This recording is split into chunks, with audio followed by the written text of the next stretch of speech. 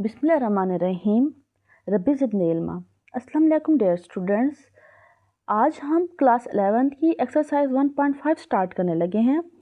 1.5 start करने से पहले कुछ इम्पोर्टेंट स्टेप्स और कुछ इम्पोर्टेंट डिफाइंस हम देखते हैं। पोलर कोऑर्डिनेट सिस्टम क्या चीज़ है, इसको समझने के लिए सबसे पहले हमें ये पता होना चाहिए कि कार्टेशियन कोऑर्डिनेट सिस्टम क्या है।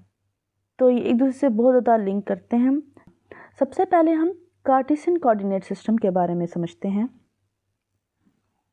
हमारे पास कार्टेशियन कोऑर्डिनेट सिस्टम क्या होता है कि हमारे पास दो लाइंस होती हैं जो कि एक दूसरे के परपेंडिकुलर होती हैं। ये हमारे पास वाई एक्सिस है और ये हमारे पास एक्स एक्सिस है, और यहाँ पे हमारे पास ओरिजिन होता है। यहाँ पे हमारे पास पॉजिटिव वैल्यूज एक्स की होती हैं एंड सो ऑन। यहाँ पे हमारे पास y की पॉजिटिव वैल्यूज होती हैं और यहाँ पे हमारे पास x की नेगेटिव वैल्यूज होती हैं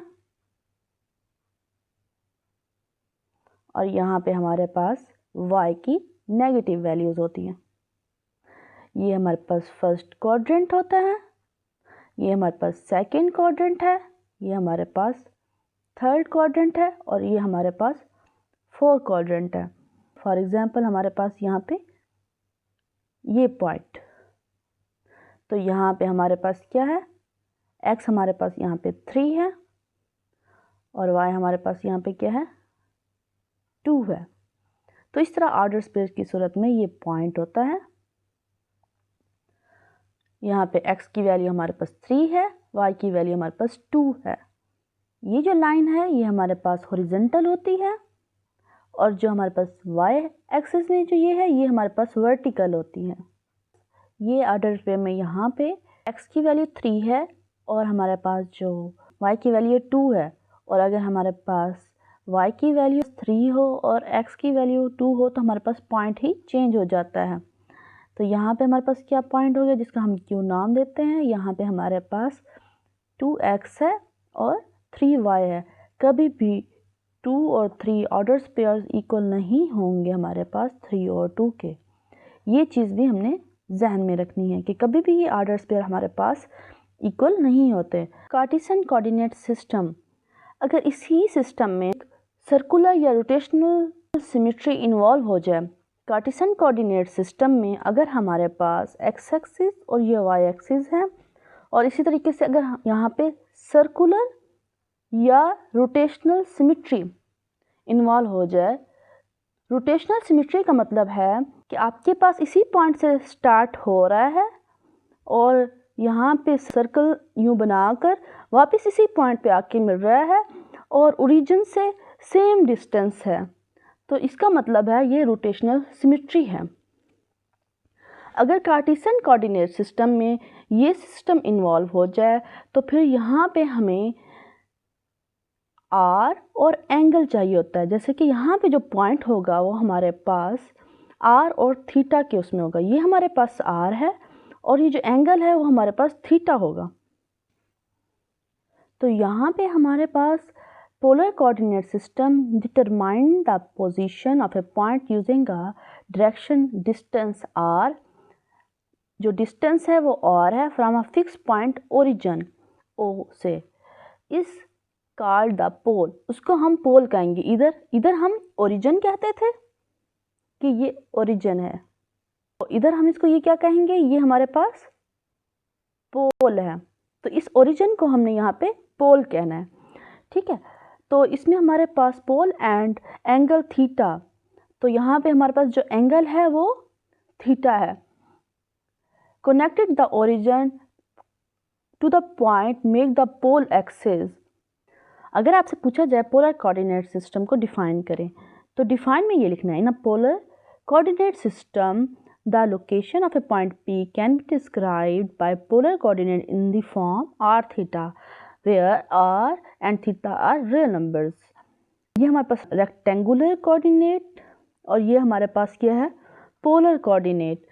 अगर हमारे पास पोलर कोऑर्डिनेट में हो तो यहाँ हमारे पास ये पोल होता है और ये हमारा जो पॉइंट है ये जो डिस्टेंस है वो r है और एंगल हमारे पास थीटा होता है। और ये क्या हमारे पास पोलर एक्सिस से जो हमारे पास कनेक्ट हो रहा है, ये पॉजिटिव एक्स एक्सिस है, इसी साइड पे ही पोलर एक्सिस है।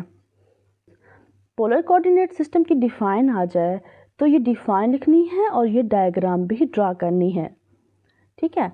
अब यहाँ पे r का बड़ा रोल है कि r पॉजिटिव है या negative. r is typically consist non negative मतलब 0 से बड़ा हो या इक्वल हो। It is also possible for r be negative, मुमकिन है कि r नेगेटिव भी हो सकता है।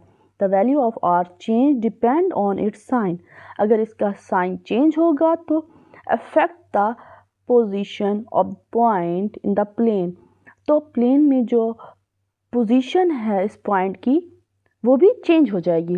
अगर r आपके पास इसका साइन चेंज हो गया, नेगेटिव हो गया, तो पॉइंट की पोजीशन है वो चेंज हो जाएगी। हम समझते हैं when r greater than 0, r अगर ग्रेटर होगा angle theta, measured of any angle is standard position whose terminal side lies along the line connecting the origin at the point P, measured from the polar axis, positive x-axis। r अगर आपके पास greater है, मतलब greater मतलब 5 है ना, यहाँ पे r greater है और π/4 आपके पास एंगल है, तो आपके पास ये वाला पॉइंट होगा। ये r आपके पास क्या है, डिस्टेंस है, और π/4 आपके पास एंगल है, जो कि यहाँ पे एग्जाम्पल दी हुई है। अब देखिए यहाँ पे हमारे पास r नेगेटिव है, ठीक है। Angle theta measure angle standard position whose terminal side lies along the line connecting the origin to the point Q, but the point Q located r mod unit in the opposite direction. अब r mod जो है ना वो opposite direction है। देखो हमारे पास ये r mod, क्योंकि आपके पास क्या है -5 नेगेटिव है, तो ये उसकी अपोजिट डायरेक्शन पे आएगा, ठीक है। r हमारे पास किस चीज़ के इक्वल है, -5 के। r का अगर हम मॉड लेते हैं तो हमारे पास -5 इसका स्क्वायर और फिर हम इसका स्क्वायर रूट लेते हैं, ठीक है। 5 5 are 25, क्योंकि माइनस है ना, इसका अगर हम स्क्वायर खोलें तो माइनस माइनस से प्लस हो जाएगा 25 का जब स्क्वायर रूट लेते हैं वो 5, तो r का जो मॉड है वो हमारे पास 5 आ गया, ठीक है। और वो हमें बता रहे हैं कि r mod unit is the opposite direction, 5 यहाँ पे होता ना, ठीक है। लेकिन क्योंकि हमारे पास r mod है तो वो उसकी अपोजिट डायरेक्शन पे जाएगा यहाँ पे, तो यहाँ पे आके पॉइंट को प्लॉट करेंगे, ठीक है। अब देखिए यहाँ से हमारे पास यहाँ से यहाँ तक ये जो ये वाली साइड है ये हमारे पास क्या है, पाई। अगर हम इस लाइन को देखें तो ये हमारे पास पाई है। पाई में अगर हम π/4 को ऐड करते हैं तो हमारे पास 5 π/4 बनता है। तो यहाँ पे बता रहे हैं -5 π/4, कि आपके पास ये -5 π/4 और 5 π/4 रिप्रेजेंट द सेम पॉइंट, कि ये सेम पॉइंट है। ये जो पॉइंट है -5 π/4, और इस पॉइंट को हम यूँ भी शो कर सकते हैं 5 π/4, तो वो कहते हैं ये सेम पॉइंट है। इस पॉइंट को हम दोनों तरीके से शो कर सकते हैं। ये क्वेश्चन जो है ना MCQs में आ सकता है। अब हम इसको इस तरह समझते हैं कि हमारे पास जो r है वो लेस देन 0 है। फॉर एग्जांपल यहाँ पे हमारे पास r -5 है, थीटा हमारे पास π/4 है, तो हमारे पास ये वाले पॉइंट्स हैं, ठीक है, जिसको हमने Q का नाम दिया हुआ है। इस क्वाड्रेंट पे अगर हम देखें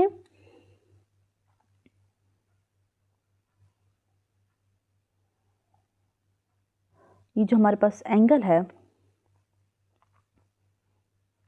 π/4 का है, r हमारे पास नेगेटिव में है, इसलिए हम इसकी अपोजिट साइड पे देखेंगे जहाँ पे ये इसका अक्स बनेगा। अब ये जो लाइन है तो हम इसको यूं ले जाएंगे, ये जो लाइन है ये बिल्कुल सीधी लाइन है। यहाँ से यहाँ तक जो एंगल बन रहा है वो हमारे पास क्या बन रहा है, पाई। इसी पाई में ये वाला जो एंगल पाई बाई 4 है इसको हम प्लस कर देंगे पाई बाई 4। यहाँ से पूरा एंगल चाहिए ना, यहाँ से इसको भी तो इंक्लूड करना है ना। इसको हम एलसीएम लेके सॉल्व कर सकते हैं।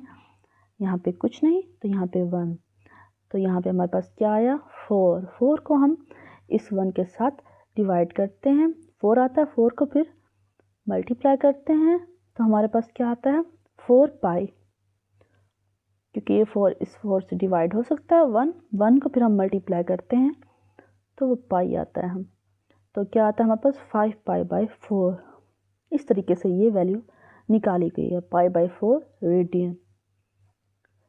तो इस तरीके से हम इसको सॉल्व करेंगे। इफ़ अगर हमारे पास जो आर है वो नेगेटिव में हो जाए तो हम उसको इस तरीके से करेंगे। यहाँ पे हमें नोट दिया हुआ है -5 pi by 4 and 5 pi by 4 represent the same point in the plane, कि ये सेम पॉइंट है प्लेन का।